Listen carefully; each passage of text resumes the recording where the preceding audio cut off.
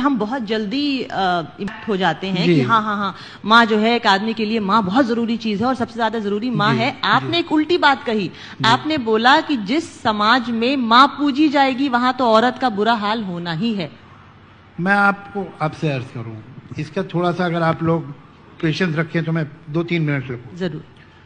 होता क्या है कि जब वो बच्चा पैदा होता है तो आप यकीन माने कि बहुत दिनों तक बच्चे को यही नहीं मालूम होता कि वो और माँ दो अलग जिस्म हैं, उसे नहीं पता होता। आप सबने देखा होगा कि बच्चे को आप हिलाते हैं तो सो जाता, आप उसे जोर जोर से थपकते हैं तो सो जाता। अरे बड़े आदमी को आप हिलाएंगे तो जाग जाएगा, बड़े इंसान को आप ऐसे जोर जोर से मारे उसकी नींद टूट जाएगी, बच्चा कैसे सो जाता?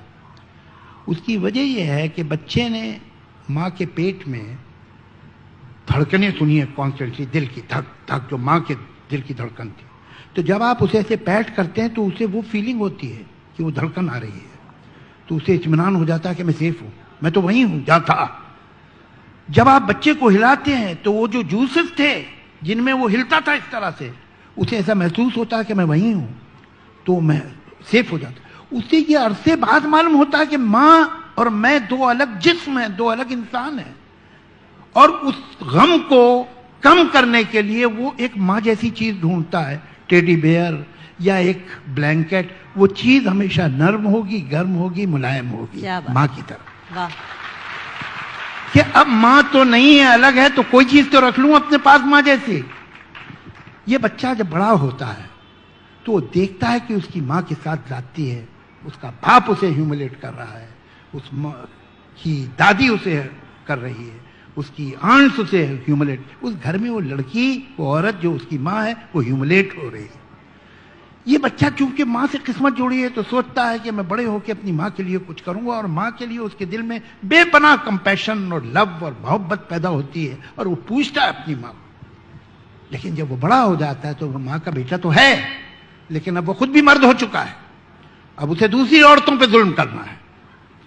तो वो अपने इस पॉजिटिव इमोशन को भी विप बना लेता है और दूसरी औरत पे इस्तेमाल करता है। तुम मेरी मां की तरह दाल नहीं बना सकती, तुम मेरी मां जैसे घर संभालती थी तुम नहीं संभाल सकती। वो मां को कैरेट बना के अपनी बीवी के आगे लटका देता है और वो बीवी सारी जिंदगी चलती है और उस कैरेट तक नहीं पहुंच सकती।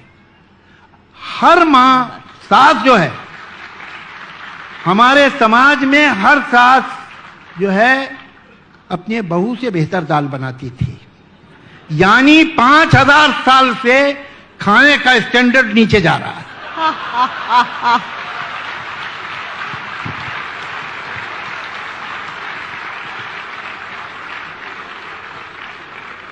ये कहना मां की पूजा होनी चाहिए, मां के तो पैरों के नीचे जन्नत होती है, स्वर्ग होता है, मां बहुत आदरणीय है, मां बहुत मुअज़्ज़ज़ है। अरे भाई मां बहुत रिस्पेक्टेबल है, ये बार बार कह रहे हो तो कौन है जो रिस्पेक्टेबल नहीं है? बाकी औरतें, बाप के बारे में तो कोई नहीं कहता है, बाप की बहुत इज्जत होनी चाहिए। अब बाप की इज्जत नहीं करो घर से निकाल देगा, करनी ही पड़ेगी। मां के पैरों के नीचे जन्नत है, बाप के पैरों के नीचे जायदाद है।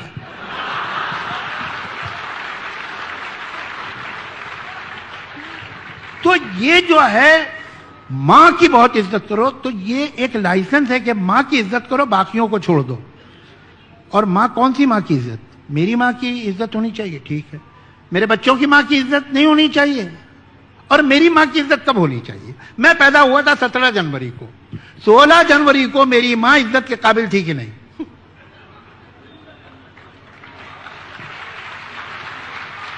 अगर नहीं थी तो वो काहे की रिस्पेक्टेबल है? रिस्पेक्टेबल तो मैं हूं, मैं she is living in reflected glory.